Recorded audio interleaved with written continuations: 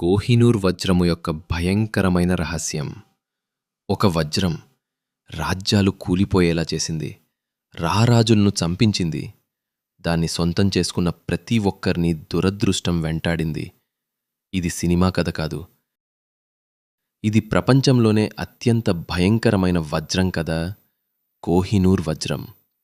వెలుగుల కొండ అని పిలువబడే ఈ వజ్రం భారతదేశం నుంచి ఎలా వెళ్ళింది, ఎవరు తీసుకెళ్లారు, ఎందుకు ఇప్పటికీ భారతదేశంతో దాన్ని తిరిగి కోరుతోంది?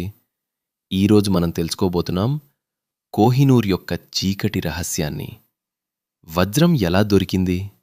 ఎన్నో సంవత్సరాల క్రితం భారతదేశంలోని గోల్కొండ గనుల దగ్గర కొంతమంది కూలీలు పనిచేస్తున్నారు. అక్కడ వాళ్లకు ఒక పెద్ద మెరిసే రాయి కనిపించింది. అది సాధారణ రాయి కాదు, చాలా ప్రకాశవంతంగా ఉండేది, చాలా అరుదైన వజ్రంలా కనిపించింది. చూసిన వెంటనే అందరూ ఆశ్చర్యపోయారు. అప్పుడే ప్రజలు ఇలా అనుకున్నారు, ఈ వజ్రంలో దైవిక శక్తి ఉంది.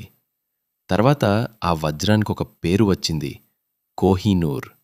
దానర్థం వెలుగుల కొండ.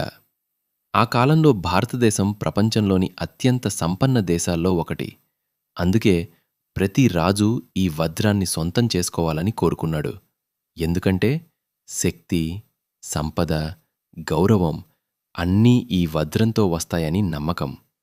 కానీ వాళ్లకు తెలియని ఒక నిజం ఉంది, ఈ వజ్రంతో పాటు వినాశనం కూడా ప్రారంభమైంది. కోహినూర్ అనేక రాజుల చేతుల్లో తిరిగింది.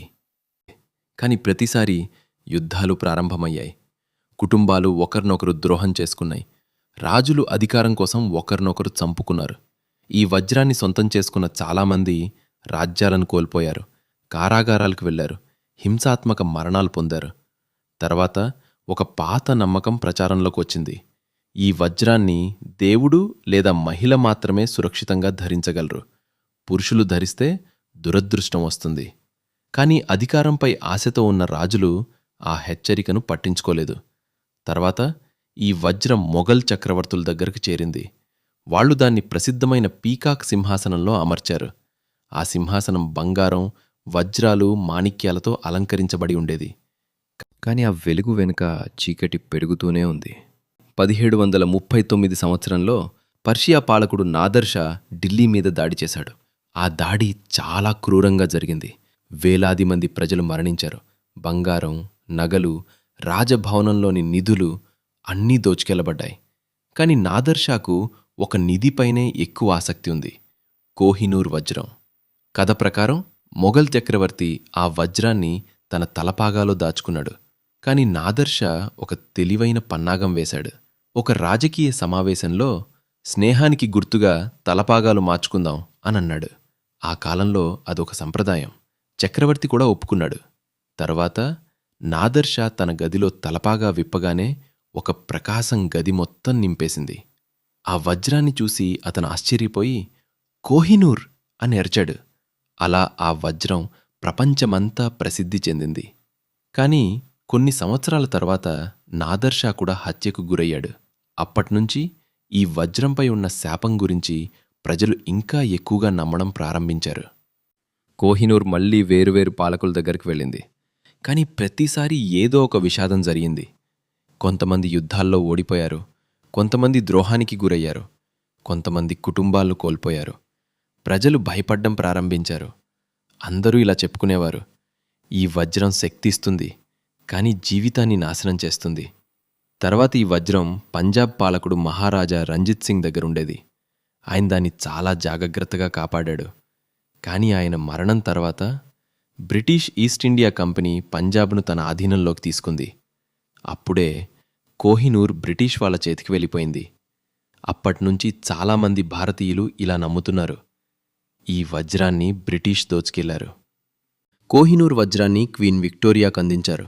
కానీ బ్రిటిష్ పాలకులు కూడా ఈ శాపం గురించి విన్నారు. అందుకే క్వీన్ విక్టోరియా తర్వాత పురుషరాజులు ఈ వజ్రాన్ని ఎక్కువగా ధరించలేదు, ఎక్కువగా రాణులే ధరించేవారు. ఎందుకంటే పాత నమ్మకం ఇలా చెప్తుంది, పురుషులు ధరిస్తే దురదృష్టం వస్తుంది. ఇప్పటికీ కోహినూర్ లండన్లోని టవర్ ఆఫ్ లండన్లో కఠిన భద్రత మధ్య ఉంది. లక్షలాది మంది ప్రజలు ప్రతి సంవత్సరం దాన్ని చూడ్డానికి వస్తున్నారు. కానీ వివాదం మాత్రం ఇప్పటికీ ఆగలేదు. భారతదేశం చాలా సంవత్సరాల నుంచి కోహినూర్ వజ్రాన్ని తిరిగి ఇవ్వమని బ్రిటన్ను కోరుతోంది. ఎందుకంటే ఈ వజ్రం భారతదేశ భూమిలో దొరికింది. కానీ బ్రిటన్ మాత్రం ఇలా అంటోంది, అది మాకు చట్టబద్ధంగానే వచ్చింది. ఈ వివాదం ఇప్పటికీ కొనసాగుతూనే ఉంది. అందుకే కోహినూర్ ప్రపంచంలోని అత్యంత వివాదాస్పద నిధులలో ఒకటిగా మిగిలిపోయింది. ఒకే ఒక వజ్రం యుద్ధాలను సృష్టించింది, సామ్రాజ్యాలను కూల్చేసింది, చరిత్రనే మార్చేసింది. మరి నిజంగా కోహినూర్ ఒక శాపగ్రస్త వజ్రమా, లేదా మనుషుల ఆశే ఆ శాపాన్ని సృష్టించిందా? దానికి సమాధానం ఈరోజు వరకు ఎవరికీ తెలీదు. కానీ ఎన్ని శతాబ్దాలు గడిచినా ఈ వెలుగుల కొండ చుట్టూ ఉన్న చీకటి మాత్రం ఇంకా తొలగిపోలేదు. మీ అభిప్రాయం ఏమిటి? కోహినూర్ భారతదేశానికి తిరిగి రావాలా, లేదా బ్రిటన్ దగ్గరే ఉండాలా? మీ అభిప్రాయాన్ని కామెంట్స్లో తప్పకుండా చెప్పండి.